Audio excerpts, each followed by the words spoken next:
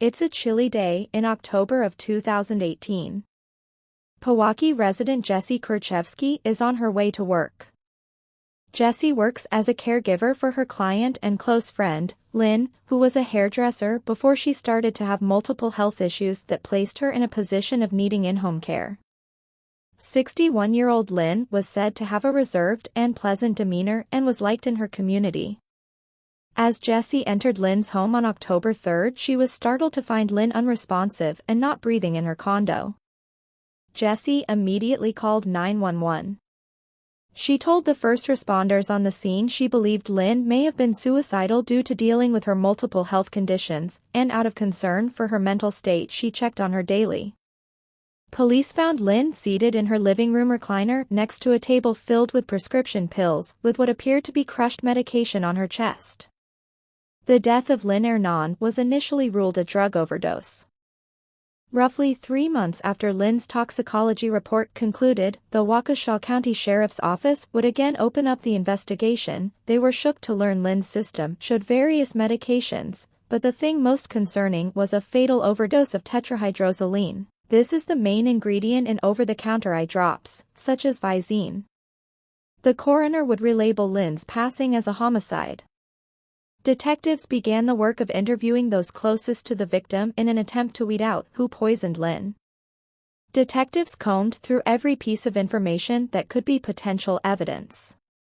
Police obtained a warrant for Lynn's financial information and discovered various checks were written, loans were made and credit cards had been used.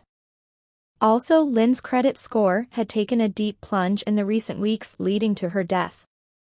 Homicide investigators could see the charges and loans were made by none other than Lynn's close friend and caregiver 39-year-old Jessy Kurczewski.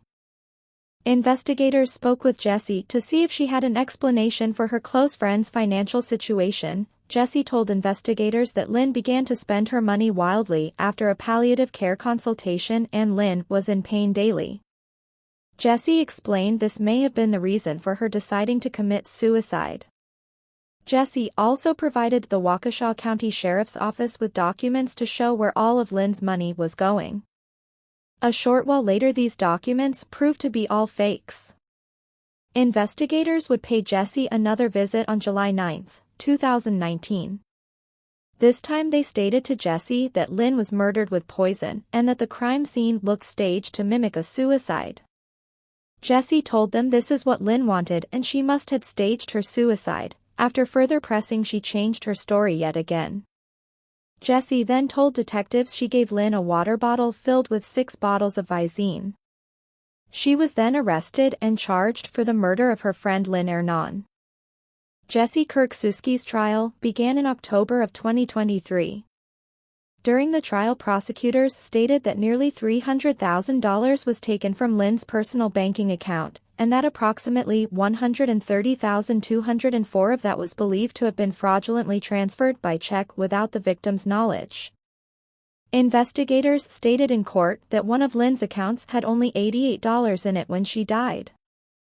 After a 3-week trial, Jessy Kurczewski was found guilty of first-degree murder, intentional homicide, and 2 counts of theft. Jessy will be sentenced on December 7. The homicide charge carries a life sentence and she could receive 10 additional years for the theft charges. After the trial, friends of Lynn felt as though they could finally move on. They felt as though Lynn could finally rest and that they now have some kind of closure. This case highlights how vulnerable people in Lynn's situation can be. What are your thoughts about the case of Jessy Kurczewski, better known as the eye drops killer?